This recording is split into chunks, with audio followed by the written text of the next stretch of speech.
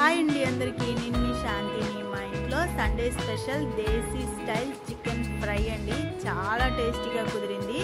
అది ఈరోజు మీకు కూడా షేర్ చేయబోతున్నాను. ఫస్ట్ అయితే చికెన్ తీసుకొని ఒక పెద్ద పెద్ద ముక్కలుగా కట్ చేసుకొని పసుపు ఉప్పు వేసి బాగా కడిగేసుకున్నాను.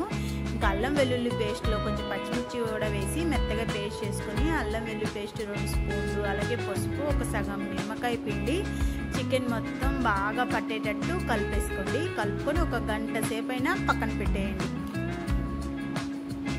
ఇలా చికెన్ మొత్తం బాగా కలిసేటట్టు కలిపేసుకొని ఒక సైడ్కి పెట్టి స్టవ్ పైన ఒక బాండల్ పెట్టుకొని, బాండల్లో అయితే ఒక స్పూన్ ధనియాలు, ఒక స్పూన్ జీలకర్ర, ఒక 5-6 ఎండుమిరపకాయలు, దాల్చిన చెక్క, లవంగాలు, 4 యాలకులు, 1/2 టీ స్పూన్ మిరియాలు ఇవన్నీ వేసుకొని మంచిగా మీడియం ఫ్లేమ్లో కొంచెం కలర్ వచ్చేంత వరకు ఫ్రై చేసుకొని మిక్సీ పట్టి పక్కన పెట్టుకోండి.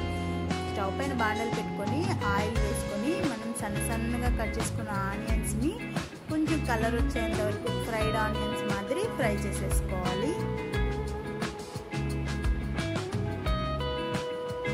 చూడండి, ఈ విధంగా ఎర్రగా ఫ్రై అయిపోయిన తర్వాత ఒక ప్లేట్లోకి తీసేసి ఆనియన్స్ని పక్కన పెట్టేసుకోండి.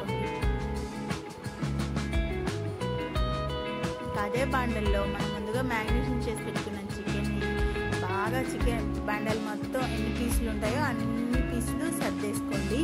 చూడండి, ఈ విధంగా చికెన్ మొత్తం సర్దేసుకొని మూత పెట్టేసి మీడియం ఫ్లేమ్లో ఒక 10 నిమిషాలు అలా వదిలేసామంటే దాంట్లో వాటర్ అంతా వచ్చేస్తుంది కదండి. ఇంకో 10 నిమిషాలు అలా వదిలేసి వాటర్ అంతా పోయిన తర్వాత ఒక సైడ్ నుంచి ఇంకొక సైడ్కి చికెన్ని తిప్పేసుకోండి.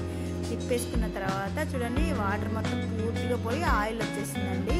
ఇప్పుడైతే మనం గంట పెట్టి చికెన్ని ఒక సైడ్ నుంచి ఇంకొక సైడ్కి తిప్పుకుంటే చికెన్ బాగా ఎర్రగా ఏగిపోయింది కదండి. ఇప్పుడైతే ఒక కప్పు దాకా పెరుగు వేసేసుకున్నాం. చికెన్లో కప్పు దాకా పెరుగు వేసుకొని మంచిగా ఒకసారి బాగా కలిపేసుకోండి.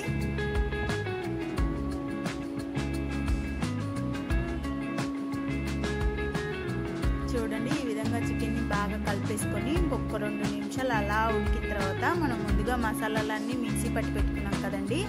ఆ మసాలా అంతా కచ్చాపచ్చాగానే మెత్తగా మిక్సీ పట్టుకోకుండా కచ్చాపచ్చాగా మిక్సీ పట్టుకొని ఆ మసాలా, అలాగే కొంచెం కలర్ కోసం ఒక స్పూన్ దాకా కారం వేసేసి మంచిగా గంటతో మొత్తం బాగా కలిసేటట్టు కలిపేసుకొని ఒక 5 నిమిషాలు మంచిగా ఫ్రై చేసేసుకోండి.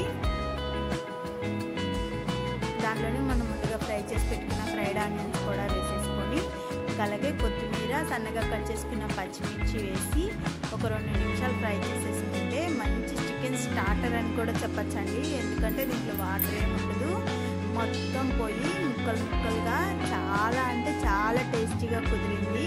చికెన్ స్టార్టర్ అనొచ్చు, చికెన్ ఫ్రై అనొచ్చు, చికెన్ దేశీ స్టైల్ చికెన్ ఫ్రై అయితే మొత్తానికి రెడీ అయిపోయింది.